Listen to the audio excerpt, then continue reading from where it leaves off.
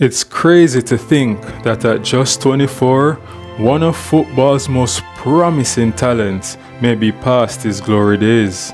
And yet, Jadon Sancho, in the eyes of many, well, more like many jaded Man United fans, believe his best days are behind him. A modern day Dele Alli, to say the least. But who was Sancho before Man United, and why did scouts, coaches, and even owners desire for him to play in their senior teams?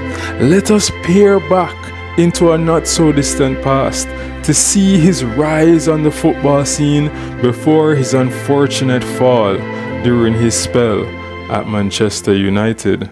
Now, I am no scout or expert in identifying football talent, but I have always understood that one of the challenges with young talent is you never know if they have peaked early or if what you've seen is a glimpse of more to come.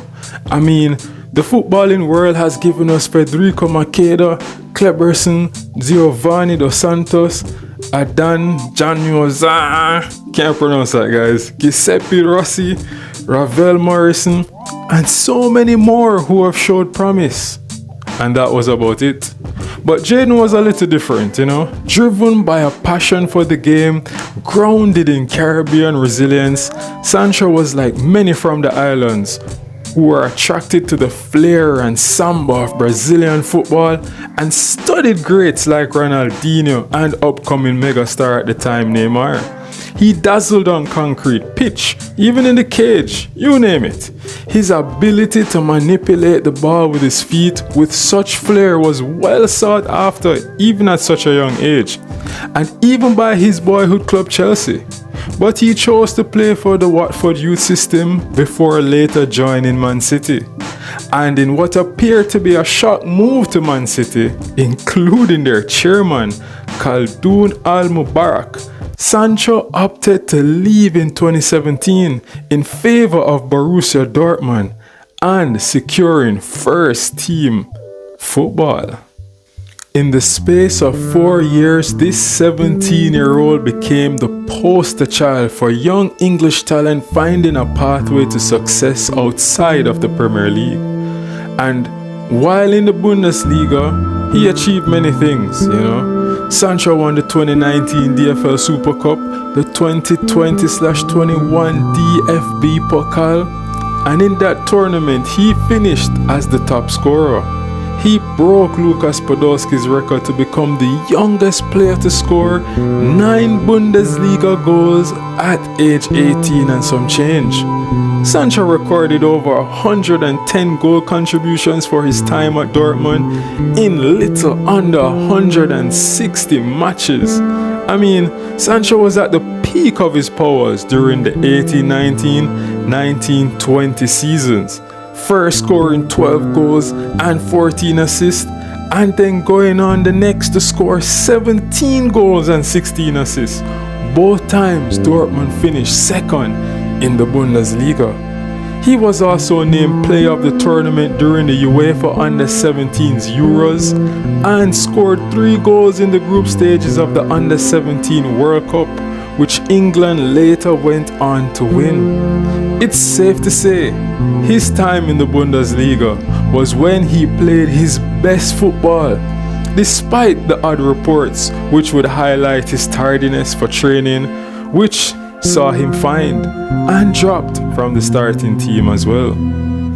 His start at United, however, was less than stellar, and it is this issue with timekeeping, as they say in Europe, and training performance that has ultimately led to his decline on the world stage, or so says Erik Ten Hag.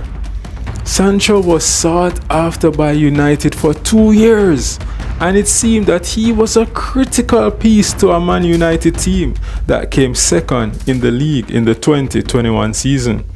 But the signing of Cristiano Ronaldo late in the window appears to have been more of a business move than a football one, and could have possibly costed Ole his job. But I think it would have turned out better maybe for Cristiano and for us if he hadn't signed. Wow.